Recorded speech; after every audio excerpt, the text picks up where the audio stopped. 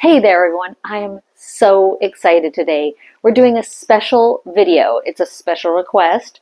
And what we're going to do is we're going to do a full body workout, a pretty simple one with minimal equipment that you can use when you're on the run, when you're maybe traveling, or possibly just can't get to the gym that day.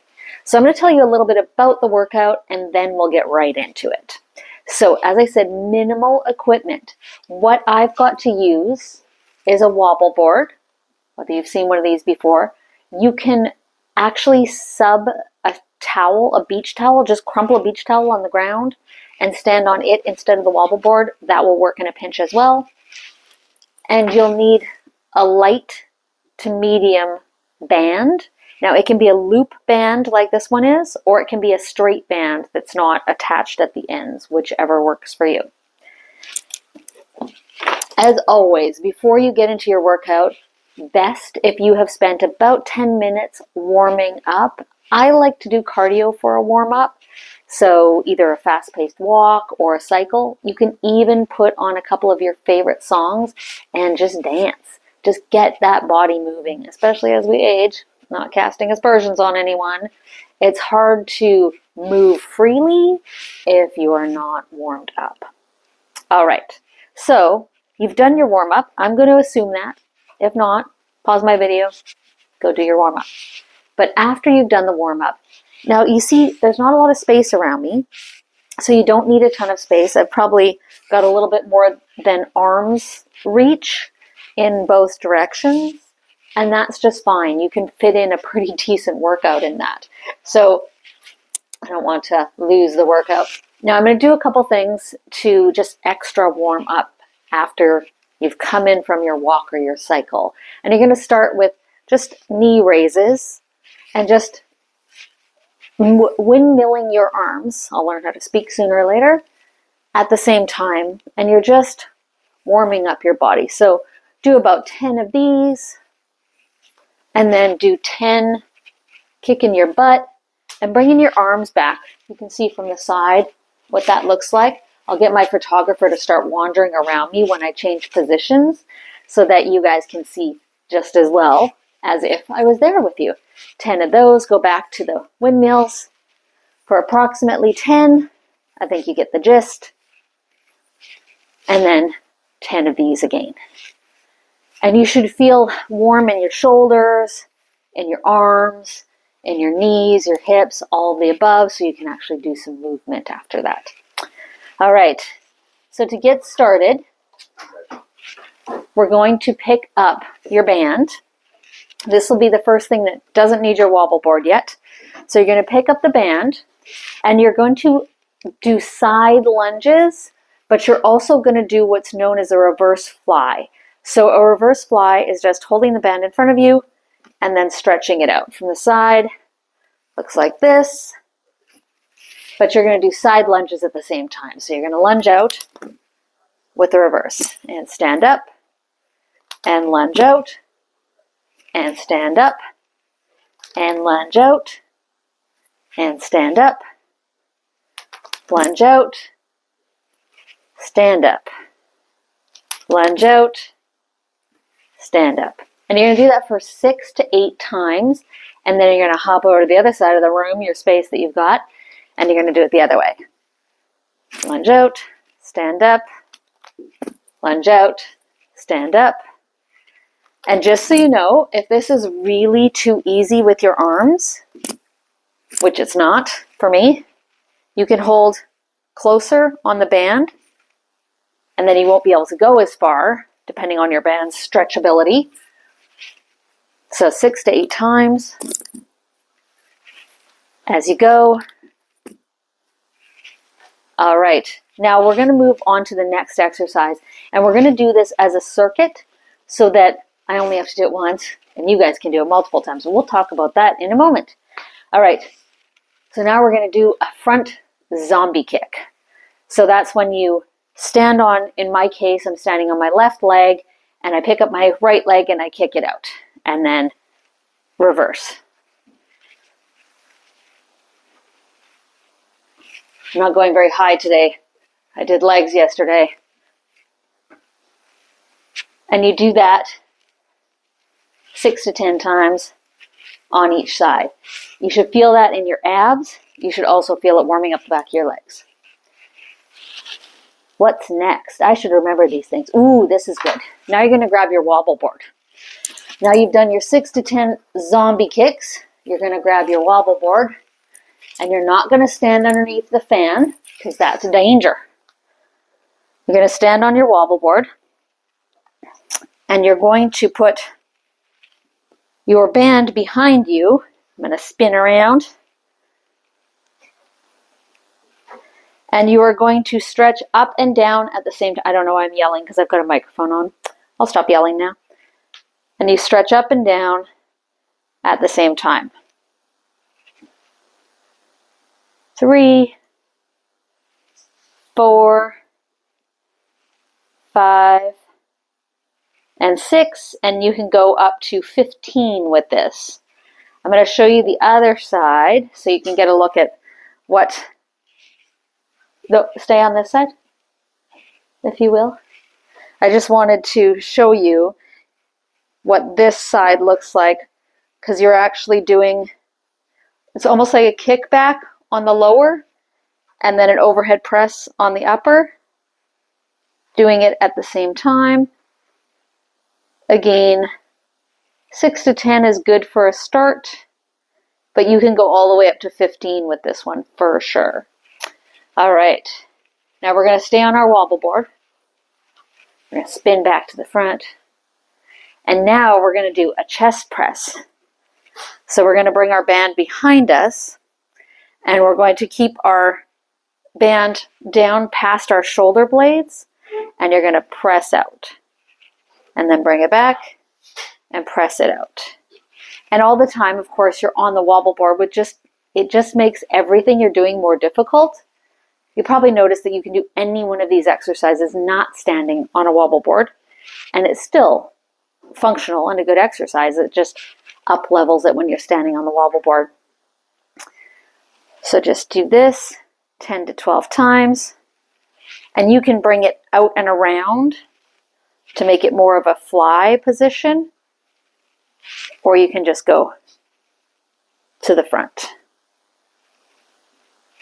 All right. What do we got next? Oh, yes. Now let's see how this one goes. Now, if you have a double band, probably you're going to need to drop the other half of the band, and you're going to do a single lateral raise. So you're going to hold, say in this case, your left arm against your leg, and you're going to lift the right one to the side. 2, 3, 4, 5, and 6. And when you do one-sided things on the wobble board, it makes it even more difficult to keep yourself stabilized. So you put it in the other arm against your leg, and then lateral raises to the other side. Always keeping your core engaged. And you keep your knees soft when you're on the wobble board. And what that means is just slightly bent. A lot of us have a habit of hyperextending our knees and standing up as straight as we can, which that's great when you're talking about your back and shoulders. Not so awesome for your knees. All right. Now you're going to drop your band completely for the moment. We'll throw it over there. And you're going to finish this wobble board with 8 to 10 squats. So you're going to go down, 2, 3, 4, 5,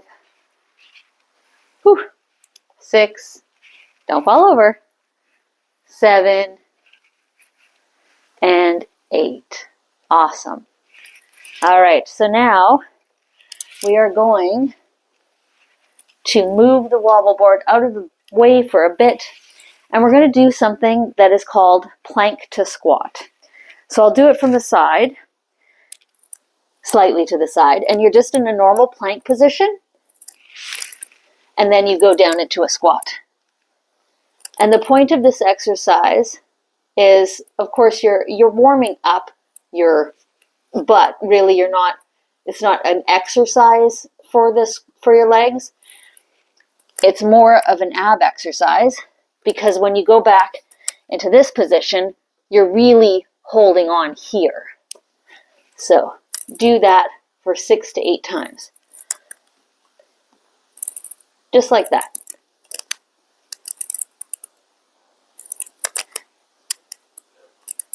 Your knees are not touching the ground when you go back. Nothing ever touches the ground except for your toes and your hands. When you've done 6 to 8 of that, before you do anything else, you're going to turn to the side, you're going to reach to the sky, and you're going to lift and drop your hips. So you'll drop them, and you'll lift them. And you'll drop them, and you'll lift them. Just 4 times. Like that. And then you flip to the other side.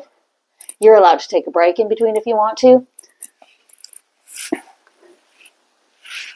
1, 2, 3, and 4. And then you can just walk yourself back up for a moment. And what else do we have here? What other wonderful things do we have for you? Ooh, this is one of my favorite newer things that I've found. And I'll show you 2 variations of it. It's kind of like a variation on clamshell. So you're going to put one arm behind you, and in this case it is my right arm I'm leaning on. My hip, it's going to be your right hip, obviously, that you're leaning on, and your leg is in like a 45-degree angle. These things, your heels come together, and all you do is you pick up this leg and you swivel so your knee touches the ground. So we're going to do that 3 times. Perfect. Now, you're going to do it 3 more times. Your choice if you want to continue to lean, or if you want to put your hands in front of you, whatever works best for you. Heels, and then reach around to drop your knee. 2, and 3. Now we're going to flip over to the other side. So it'll be your left hand on the ground, your left hip on the ground, your left leg in a 45-degree angle. Now, I'm going to do all of these without leaning, but you can do all of them with leaning if you choose. Gauge what's difficult and where you're at. When you're doing it like this, you are 100% feeling it in your abs. Not so much. You feel it a little bit in your hip, but it's actually to keep your hips flexible and fluid. It's not like a hip exercise where it's going to build muscle. That it's definitely building in your abs. This portion of it is just a flexibility and motion exercise. Hopefully that makes sense. All right, so you're going to do that on each side. Now, what is our last exercise that we were going to do? Oh, yes. Now, the last one in this circuit is going to be the fire hydrant. So, you're warming up your hips still, but you're always keeping your core engaged. So you go out and up and down. Out, up, and down. And do it slowly. You should not be doing this quickly, and you keep yourself in good form at the whole time. So fire hydrant is out, and then up, and then down. Do this about 10 times on each side. Out, up, down. Out, up, down. So as you go out, you're working your adductors on the outside of your leg, and then up, you're squeezing your butt, and down. All right, so about 10 times, and then we're going to switch to the other side.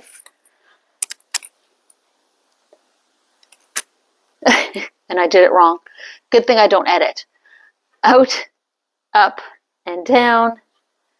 Out, up, and down. 10 times. Oh, finally my hip cracked. Hopefully it cracks for you too. There's nothing better than having your hips start to work in a proper motion. So 10 times. And then you can, this is meant, like I said, to be a circuit.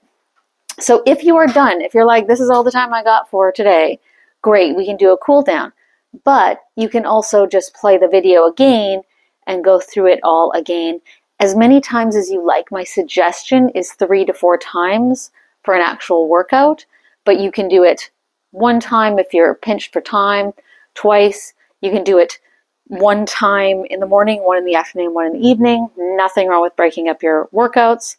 And then after that, you can just stretch out a little bit and just allow yourself to release. This releases the lower back. It's also a nice stretch on the shoulders. And you can bring your, now to your comfort level, bring your leg forward and you can lay down on this just to stretch out your hip and leg a little bit more. I'm making this difficult on the cameraman. Thank you for your time, effort, and patience, cameraman. And then the other side. Fold your leg underneath you. Straighten out the back leg and just lean onto that. And just do whatever stretches you want. Like I said, super simple. This shouldn't take you too long to do. If you're in a pinch, you can just go through it once, up to 4 times. Let me know how you feel. Let me know what you think. And I look forward to talking to you soon.